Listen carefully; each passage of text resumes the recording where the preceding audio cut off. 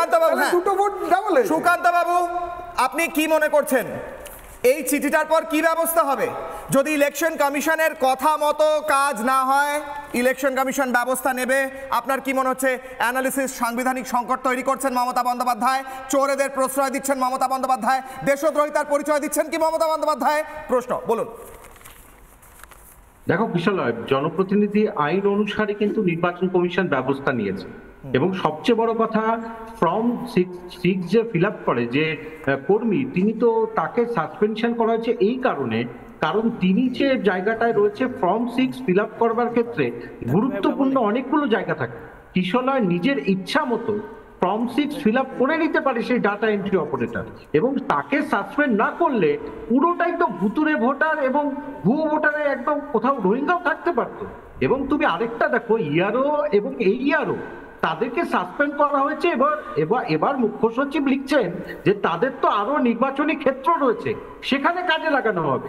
একজন কারেক্টেড মানুষ, তাকে যখন বলা হচ্ছে তার বিরুদ্ধে এফআইআর করতে, তখন তারা বলছে যে না, তাহলে তার একটা খারাপ প্রভাব যাবে। আসলে আর কিছুই নয় কিশালয়, যে সরকারি WBCS কর্মচারীদের যে অ্যাসোসিয়েশন, তাদের একটা চাপ রয়েছে।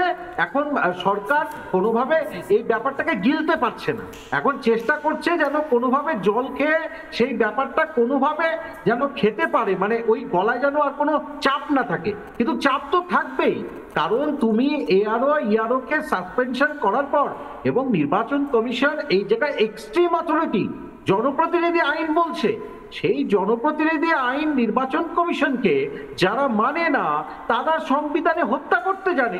সুতরাং এটা তো সাংবিধানিক একটা সংকট, সংবিধানকে না মানা। এবং ভুতুরে ভোটার রোহিঙ্গাদের যদি ভোট দেয়, তাহলে তো বলার অবকাশ রাখে না যে মমতা বন্দ্যোপাধ্যায় যে বলেই দিয়েছেন একটি ভোটারও বাদ যাবে না। তাহলে এইভাবে যদি ভোট পর্ব চলে, তাহলে তুমি ভাবো যারা একদম অরিজিনাল ভোটার, তারা কিন্তু তাদের ভোট দিতে পারবে না। তাহলে নির্বাচন কমিশনের কাজই হলো সুষ্ঠু নির্বাচন পরিচালনা করা। তারা জনপ্রতিনিধি আইনের মাধ্যমে নিজেদের এখতিয়ার বুঝে এই চিঠিটা মুখ্য সচিবকে দিয়েছে, কিন্তু এটা মুখ্য সচিবের অপদার্থতা, বলতে কোনো অসুবিধা নেই যে তিনি হয়তো কোনো কারণে দিতে পারছেন না, কিন্তু তাকে কিন্তু এই আদেশটা মান্য করা উচিত ছিল। এটা আদেশ, কিন্তু উল্টো দেখা যাচ্ছে, খুব মজার বিষয়, তিনি কতগুলো উপদেশ দিয়েছেন নির্বাচন কমিশনকে। এটা দেয়া যায় কিনা আমি জানি না। ক্লিয়ারিফিকেশনের জন্য চিঠি দিতে পারে মুখ্য সচিব, কিন্তু উপদেশ দেওয়াটা যে এতে নির্বাচনে বাধা সৃষ্টি হবে এবং ওই এআরও এবং এই ইয়ারওকে অন্য জায়গায় ব্যবহার করবে নির্বাচন কমিশন, বা ওই যে যেটা ফর্ম 6 ফিল আপ করে ছেলেটি, তাহলে এর পরবর্তীকালে নির্বাচন তো প্রহসনে পরিণত হবে। এটা বড় একটা সংকট কিশলয়। এখান থেকে বেরোনো, যদি মমতা বন্দ্যোপাধ্যায় এটা করছে, সেটা অত্যন্ত অন্যায় করছে। নির্বাচন কমিশনের এখতিয়ারে কোনোভাবেই মুখ্য সচিব পারেন না কোনো উপদেশ দিতে কিশলয়।